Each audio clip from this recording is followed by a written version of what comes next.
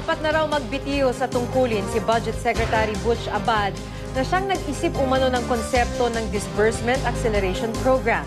Ipinapanawagan niya ng ilang mambabatas matapos madeklarang unconstitutional ang ilang bahagi ng DAP. Si Pangulong Noynoy Aquino naman pwede raw sampahan ng impeachment complaint. Pakibalita tayo kay CJ Turida. Matapos may deklarang unconstitutional ang ilang bahagi ng Disbursement Acceleration Program, may ilang nananawagan ngayon na pababain sa pwesto si Pangulong Aquino. Lahat tayo ngayon ay na-hold up at ang pinakamalaking hold upper natin ay mismo yung presidente natin sa pamamagitan ng 142 billion na DAP. Kung si Senador Miriam Defensor Santiago ang tatanungin, posible raw na i-impeach ang Pangulo dahil sa paggamit nito ng umano'y savings ng gobyerno sa mga proyektong hindi naman aprobado ng Kongreso. Pero kailangan pa raw itong pagbutuhan. Kaya para sa kanya, ang dapat magbitiw sa ngayon si Budget Secretary Butch Abad. Kung sinabi ng Korte Suprema, mali ang ginawa na ito, tapos nobody's responsible.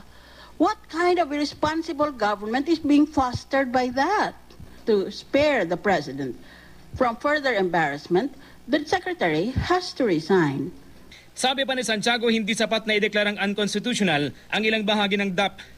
Kailangan din daw maresolba kung paano may babalik sa kaban ng bayan ang bilyon-bilyong pisong ginastos sa ilalim ng naturang programa.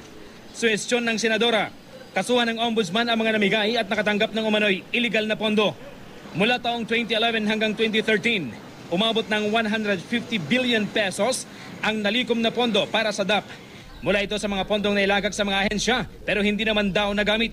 Ayon naman kay dating Budget Secretary Benjamin Jokno, kinuha ang naturang pondo ng hindi pa tapos ang fiscal year. Labag daw ito sa konstitusyon. Hindi rin daw tamang tawaging savings ng gobyerno ang naturang pondo. Kung halimbawa, may isang proyekto, 10 million. Napagawa mo yon malinis at 8 million. May 2 million savings ka. Savings yun. So dapat tapos yung proyekto. Okay. Hindi yung pwedeng, hindi pa nagagawa nga yung proyekto. Kinuha mo na yung pondo. Mali rin daw ang paggamit ng perang inilaan sa isang departamento para magamit bilang pondo sa proyekto ng ibang sangay ng gobyerno. Kaya ang pamimigay ng 50 million pesos sa bawat senador noong 2012, labag daw sa batas. Kahit pa sabihin ng palasyo na para ito sa proyekto ng mga mambabatas at kahit pa otorisado ng Pangulo. Isa si Senator Antonio Trillanes IV sa mga umaming nakatanggap ng pondo mula sa DAP. Pero siya mismo, inakalang bahagi pa rin yun ng kanyang PDAF. Hindi namin alam yung DAP na yan. Sinabi nilang yan last year lang na nagkaroon ng pangalan yan. At sa amin naman, pagka inallocate mo yan sa iba't ibang proyekto at hindi mo binulsa, hindi yan mali. CJ Turida, Nagbabalita, Pilipinas.